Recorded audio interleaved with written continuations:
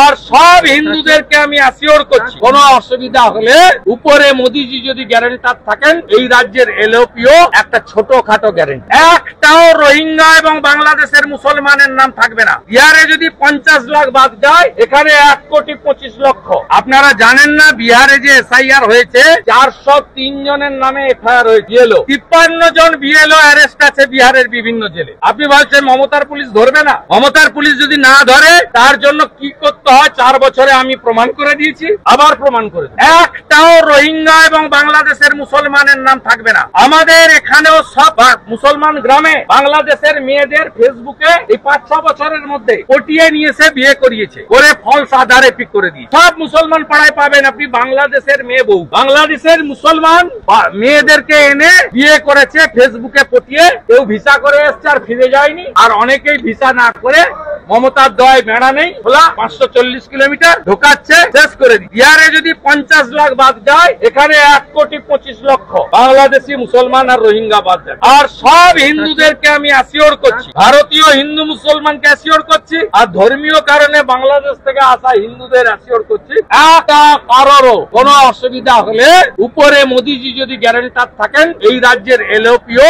একটা ছোটখাটো গ্যারান্টি। আজকে নজরুল মঞ্চে দাদা বিএলওদের ট্রেনিং হচ্ছে, নজরুল মঞ্চে আজকে বিএলওদের ট্রেনিং হচ্ছে। আরে আপনি পূর্ব মেদিনীপুরে কি করেছে জানেন? প্রথম বিএলও লিস্ট পাল্টেছে পূর্ণেন্দু মাঝি সভাধিপতিকে নিয়ে বসে। আমার কাছে পুরো রেকর্ড আছে, পুরো রেকর্ড আছে।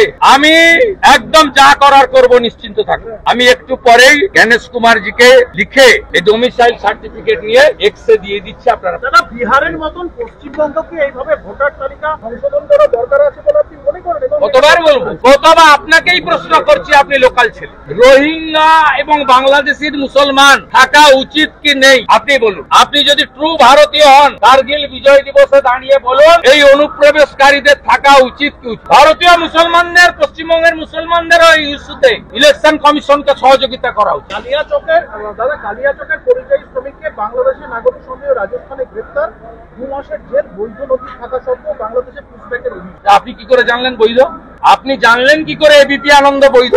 জানলেন কি করে? আপনি কোর্ট থেকে নথি তুলে নিয়ে আসবেন, আমাকে দেবেন, আমি রাজস্থানের মুখ্যমন্ত্রী ভজনলাল শর্মাকে বলবো যে আপনার পুলিশকে বলুন ক্ষমা চেয়ে মুক্তি দিন। আপনারা অনেকেই কান দিয়ে দেখেন, আর সেকুলারিজমের নামে আপনারা পশ্চিমবঙ্গের সর্বনাশ করে দিয়েছেন। অলরেডি 1-1.5 কোটি লোককে ঢুকিয়ে দিয়েছেন, যারা আমাদের জমি নিচ্ছে, রেশন নিচ্ছে, ভোট নিচ্ছে, সব নিয়ে নিচ্ছে আমাদের। এবং এরা কারা? এরা রোহিঙ্গা আর বাংলাদেশি মুসলমান। আর বাংলাদেশের যে হিন্দুরা হিন্দুস্থানে এসেছে শুধুমাত্র ধর্মীয় কারণে, তার মধ্যে আমার মা আছে, 60 সালে এসেছে শুধু হিন্দু বলে। আমার মায়ের পিতৃদেব টিচার ছিল মাখনলাল ভট্টাচার্য, বরিশাল। 10 বিঘা জমি, শিব মন্দির, চাকরি ছেড়ে এখানে এসে জুট মিলের ম্যানেজারি করে সংসার চালাই।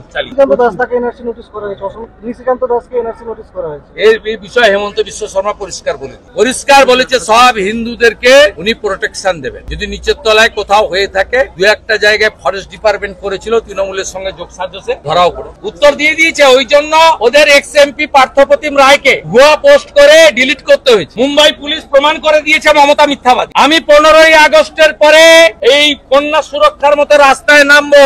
রোহিঙ্গা মুক্ত, বাংলাদেশি মুসলমান অনুপ্রবেশ মুক্ত, ডক্টর শ্যামা প্রসাদ মুখার্জির বাংলা চাই।